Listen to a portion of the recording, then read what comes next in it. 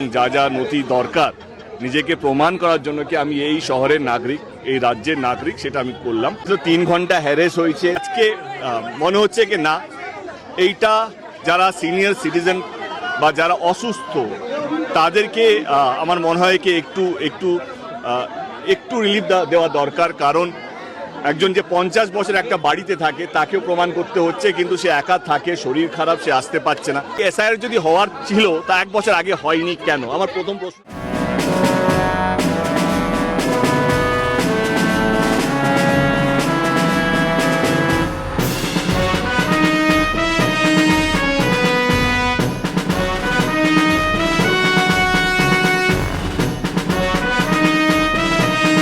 এইটাই এখন নতুন নর্মাল হয়ে গেছে। রেসপন্সিবল সিটিজেন হিসেবে যেটা ল অফ দ্য ল্যান্ড, যেটা হওয়ার কথা, আমি সেটা ফলো করলাম এবং যা যা নথি দরকার নিজেকে প্রমাণ করার জন্য কি আমি এই শহরের নাগরিক, এই রাজ্যের নাগরিক, সেটা আমি করলাম। আমার শুধু এইটুকু বক্তব্য, এটাই বলার আছে কি ইতিমধ্যে অনেকগুলো ফোন এসছে আমার কাছে যবে থেকে আমার নাম এসআইআর এনরোল হয়েছে বা আমাকে ডাকা হবে, তবে থেকে অনেকগুলো, যেমন আমি নাম নিয়েই বলতে পারি, যেমন আমার প্রজাপতি 2-তে যিনি মা হয়েছিলেন তিনি আমাকে ফোন করলেন, করে বললেন কি সে একবার ফর্ম ফিল আপ করতে এসেছিল, 3 ঘন্টা হ্যারেস হয়েছে, তা একা থাকেন, তার বোনও একা থাকেন, তারা সিনিয়র সিটিজেন। আমার মনে হয় কি যেহেতু আমাদের দেশে সবচেয়ে বড় উৎসব হচ্ছে নির্বাচন এবং পৃথিবীর সবচেয়ে বড় ডেমোক্রেটিক কান্ট্রি হচ্ছে ভারতবর্ষ। এর আগেও ভারত লাইনে লেগেছিল, ইন্ডিয়া লাইনে ছিল যখন নোটবন্দি হয়েছিল, যখন পুরো দেশ লাইনে লেগেছিল, তখন আমি সেটাকে সাপোর্ট করেছিলাম। কোথাও যেন আমার মনে হয়েছিল কি না, এটা দেশের ভালোর জন্য, কালো টাকা কোথাও যেন চলে যাচ্ছে, তখন দলের একটা আলাদা নিয়েছিল। আমি নিজে হেডলাইন দেখলেই বুঝতে পারবেন, তখন আমার মনে হয়েছিল ঠিক। কিন্তু আজকে মনে হচ্ছে কি না, এইটা যারা সিনিয়র সিটিজেন বা যারা অসুস্থ তাদেরকে আমার মনে হয় কি একটু রিলিফ দেওয়া দরকার। কারণ একজন যে 50 বছর একটা বাড়িতে থাকে তাকেও প্রমাণ করতে হচ্ছে, কিন্তু সে একা থাকে, শরীর খারাপ, সে আসতে পারছে না। আমি কথাটা কেন বলছি, কারণ নোটবন্দির সময় বলতে পারিনি, কারণ নোটবন্দির সময় আমরা ইকোনমিক্যালি এত বড় কান্ট্রি নই। কিন্তু হ্যাঁ, যখন নির্বাচন হয়, যখন ইলেকশন হয়, যখন ডেমোক্রেসি নিয়ে কথা বলতে পারি, আমার মনে হয় ভারতবর্ষের সবচেয়ে বড় গর্ব হচ্ছে আমাদের ডেমোক্রেসি। সেইখানে আমার মনে হয় কি নির্বাচন কমিশনকে একটাই অনুরোধ, দেব অ্যাজ এ সাংসদ হিসেবে নয়, দেব মানবিক কমন ম্যান হিসেবে, মানবিকতা কারণে আমি জাস্ট এইটুকু অনুরোধ করতে চাই নির্বাচন কমিশনকে, কে যেহেতু আমাদের দেশটা বৃহত্তম একটা ডেমোক্রেটিক একটা দেশ, নির্বাচন একটা উৎসব, যারা নির্বাচনে পার্ট নেয় তাদের কাছে একটা গর্বের ব্যাপার।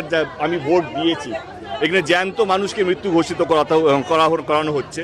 আমার নির্বাচন কমিশনকে একটাই অনুরোধ, আমাদের মতন ইয়াং জেনারেশনে কোনো আপত্তি নেই, কিন্তু যারা সিনিয়র সিটিজেন, যারা একা থাকে বাড়িতে, যারা হাঁটুর ব্যথা, যারা ভয় পায় এতগুলো লোক দেখতে, কোথায় লাইনে দাঁড়াবো, আমি হারিয়ে যাব না তো, এরকম প্রচুর মানুষ আছে। তাদের কাছে যদি রিপ্রেজেন্টেটিভ পাঠিয়ে, মানে যদি এই ফর্ম ফিল আপের যে নিজেকে প্রমাণ করার যে দায়িত্বটা আছে সেটা যদি বাড়িতে বসে তারা যদি পায়, আমি বলছি সিনিয়র সিটিজেন মানে 70+, 80+, যা 90+ আছেন, তাদের জন্য যদি নির্বাচন কমিশন একটু ভাবে তাহলে ভালো হবে। আর রইল কথা নির্বাচন, আমি এটুকু বলতে চাই সমস্ত দলকে, এই নির্বাচনটা হচ্ছে দেশকে এক করার নয়, দেশকে ভাগ করার। আমি চাই যে সমস্ত দল, তাদের নেতারা মানুষকে এক রাখার বার্তা যেন দেয়। এমন কিছু না হয় যাতে আমাদের রাজ্যের নামটা খারাপ হোক, কারণ এই রাজ্যটা দেশের বাইরে নয়, রাজ্যের নাম খারাপ মানে আমাদের দেশের নাম খারাপ।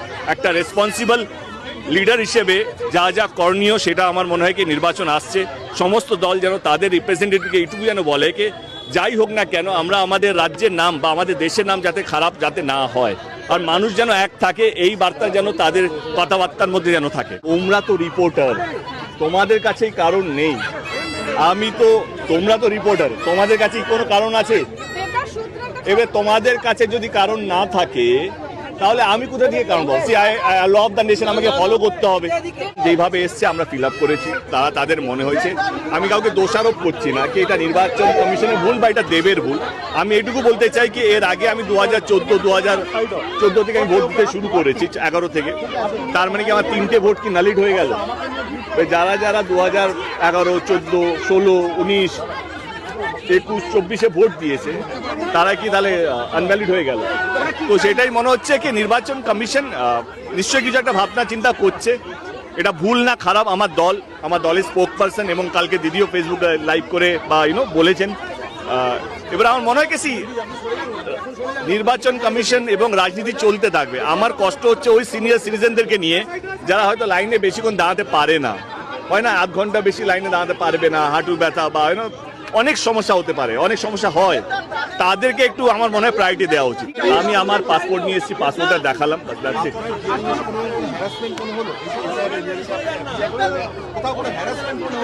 আমার মনে হয় কি যেহেতু আমি সাংসদদের বা পলিটিশিয়ানদের হ্যারেস শব্দটা তাদের জীবন থেকে সরিয়ে দেওয়া উচিত।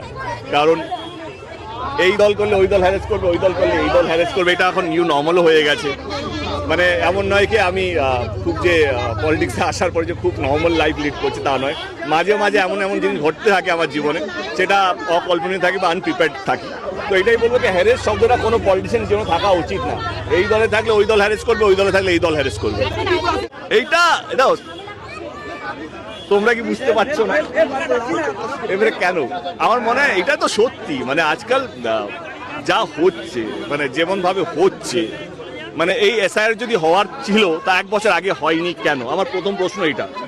যদি এসআইআর হওয়ারই কথা, ইলেকশনে 2 মাস আগে, যে নিজেকে প্রমাণ করতে যদি কারো 3 মাস লাগে, 2 মাস লাগে, সেটা কেন ইলেকশনে 1 মাস আগে এটা শুরু হবে? আমার প্রথম প্রশ্ন, এসআইআর যদি লাগু হওয়ার কথা তাহলে 1 বছর আগে শুরু হয়নি কেন? কারণ সবাই জানে বাংলায় নির্বাচন 2026-এই হবে। এপ্রিল-মে মাসে পেজগুলো শুরু হয়ে যাবে, 5টা 6টা 7টা যতগুলো পেজ হবে না কেন, সেটা তো আমরা জানি। জুন থেকে মের মধ্যে আমাদেরকে রেজাল্ট ডিক্লেয়ার করতে হবে। এসআইআর যদি শুরু করারই কথা ছিল তাহলে 1 বছর আগে থেকে শুরু হলো না কেন? এটা আমার প্রথম প্রশ্ন নাগরিক হিসাবে।